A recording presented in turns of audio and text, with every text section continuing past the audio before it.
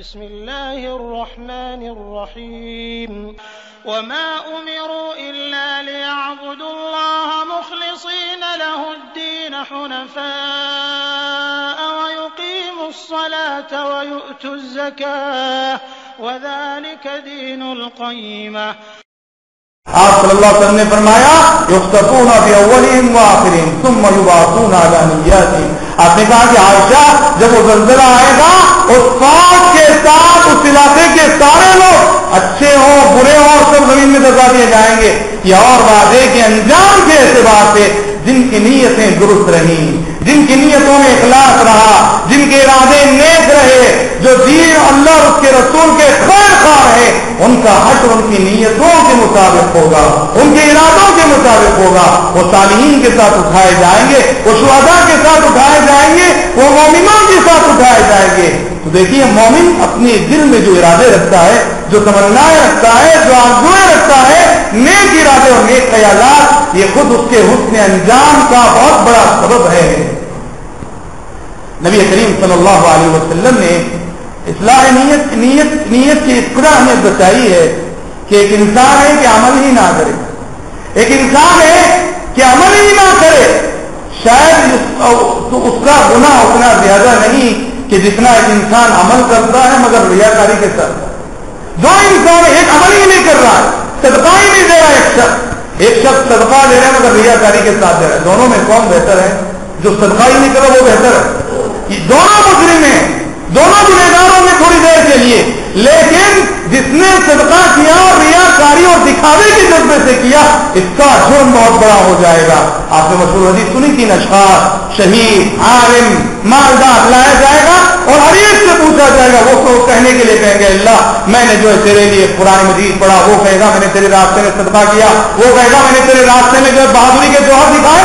اللہ تعالیٰ کہیں گے تو نے قرآن پڑھا کس لیے؟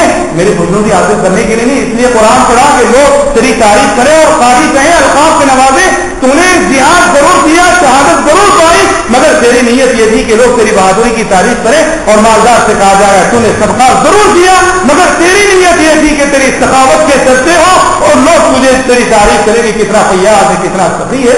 آپ صلی اللہ علیہ وسلم فرماتے ہیں ان تین اشخاص سے جہنم کی آگ پہلے بھڑکائی جائے گی.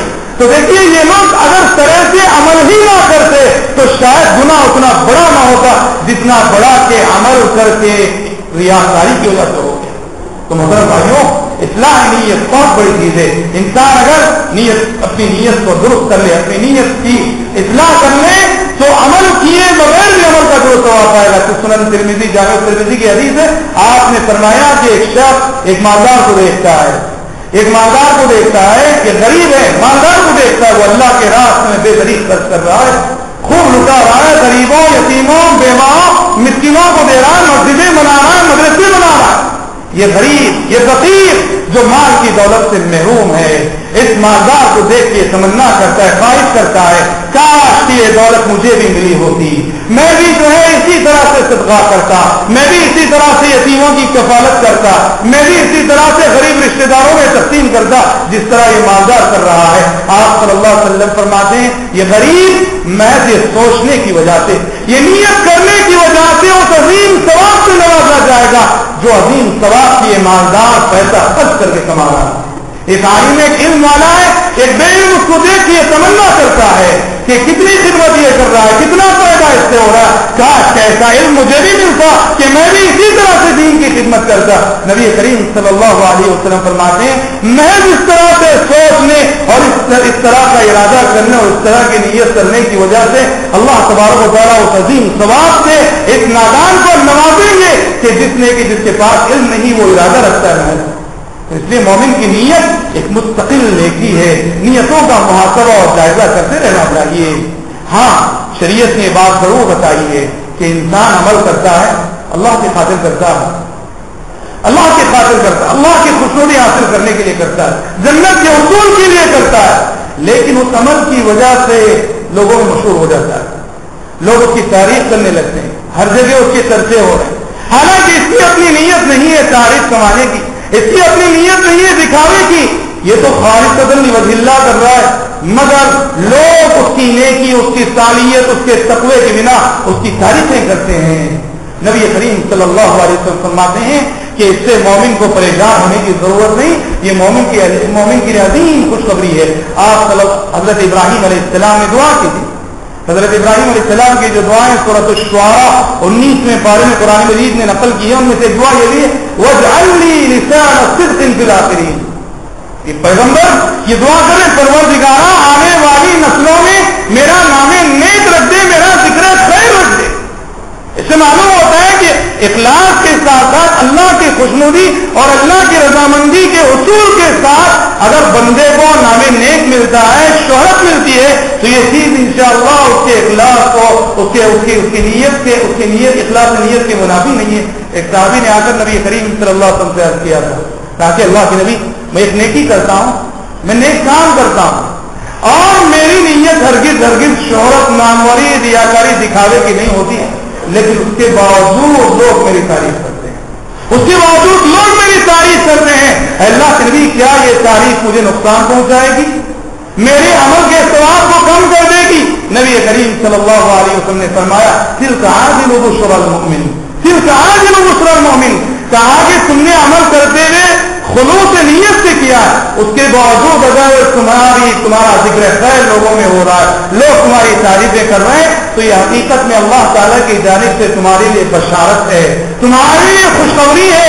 قیامت کے دن جو تمہارا نیک انجام ہونے والا ہے، اللہ تبارک و تعالیٰ نے اس نیک انجام کی ایک جھلک تمہیں دنیا میں دکھا۔ آپ نے مشہور حدیث بھی سنی ہے، آپ نے مشہور حدیث سنی ہے کہ آپ صلی اللہ علیہ وسلم نے فرمایا کسی مومن کا انتقال ہوتا ہے اور اس کے پڑوسیوں میں سے 4 پڑوسی اس کے ہاتھ میں دوائی دے دیں، 4 ایسے پڑوسی جو نیک و متقی ہوں، مومن کا انتقال اور 4 پڑوسی دوائی دیں کہ بڑا اچھا انسان تھا، بڑا نیک انسان تھا، بڑا خوش اخلاق تھا۔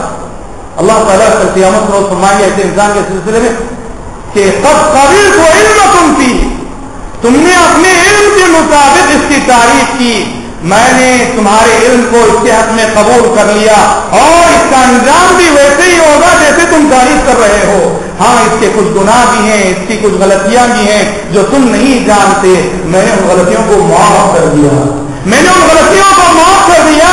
تو اس پڑوسی ہونے کی حیثیت سے اس نے تمہارے ساتھ اتنا اچھا سلوک کیا ہے کہ تم آج اس کی تعریف کر رہے ہو، تمہارے علم کو اس کے سلسلے میں قبول کرتے ہوئے میں نے اسے معاف کر دیا۔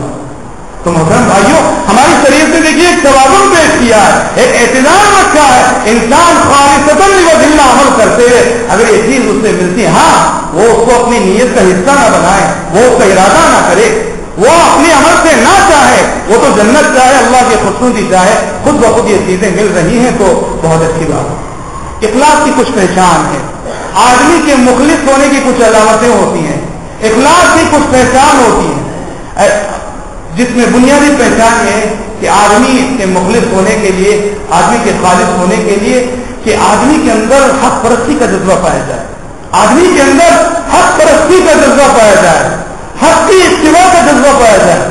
جس کے اندر اتباع حق کا جس قدر جذبہ پایا جاتا ہے، یہ اس بات کی علامت ہے کہ وہ اسی قدر مخلص ہے، وہ اسی قدر مخلص ہے۔ اگر اتباع حق کے بجائے خاندانی روایات، معاشرے کی رسومات، ان جیسی رسومات اور ان جیسی روایات کی تقلید کا جذبہ انسان کے اندر اگر پایا جا رہا ہے، یہ اس بات کی علامت ہے کہ یہ انسان اس کا دل اخلاص سے خالی ہے، اخلاص سے دور ہے۔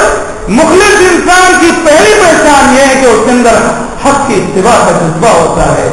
اس لیے آپ قرآن مجید نے کہا یا ایھا الذین آمنوا کونوا قوامین بالقسط شہداء للہ ولو علی انفسکم او الوالدین والاقربین، کہا کہ ایمان والو ہمیشہ سے منصف بنو، انصاف کے تقاضوں پر قائم رہو، بات تمہاری اپنی ذات کی کیوں نہ ہو اور تمہارے اپنے والدین کی کیوں نہ ہو۔ تمہارے اپنے والدین بھی اگر غلطی کرتے ہیں، والدین کی غلطی کو غلط کہو، والدین بھی غلطی کریں، ان کا والدین مثلا یہ ہے کہ ایک طرف ہمارے والدین ہیں، ایک طرف کوئی دوسرے رشتے دار ہیں، ہم دیکھ رہے ہیں کہ غلطی ہمارے والدین کی ہے اور ہمارا جو دوسرا رشتے دار ہے وہ برات ہے، ہمارے والدین کی جانب سے زیادتی ہوئی۔ ایسا نہیں ہونا کہ ہم والدین کی محبت کی خاطر اپنے جو رشتے دار جو کہ مظلوم ہے اس کو خطا کا کہہ رہا ہے۔ غلطی والدین کی ہوگی لیکن ہم گستاخی نہیں کریں گے، اچھے انداز میں محبت سے پیار سے سمجھائیں گے والدین کو۔ قرآن کہتا ہے انصاف کے علم بردار بنو، بھلے سے معاملہ کیوں نہ ہو ولو علی انفسکم او بالوالدین والاقربین. تو ہمارے جاہلیت کے لوگ کہا کرتے تھے انصر اخاک ظالما او مظلوما. کہا کہ کسی بھی معاملے میں مدد کرنے کا معیار یہ ہے اپنے بھائی کی مدد کرو, اپنے خاندان والے کی مدد کرو, اپنے ساتھی کی مدد کرو, چاہے وہ ظالم ہو چاہے مظلوم, ہر صورت میں اس کی مدد کرو. اگر وہ مظلوم ہے تو بھی مدد کرو, ظالم ہے تو بھی اس کے ساتھ مل کے ظلم کرو تم بھی. یہ زمانے جاہلیت والے کہا کرتے.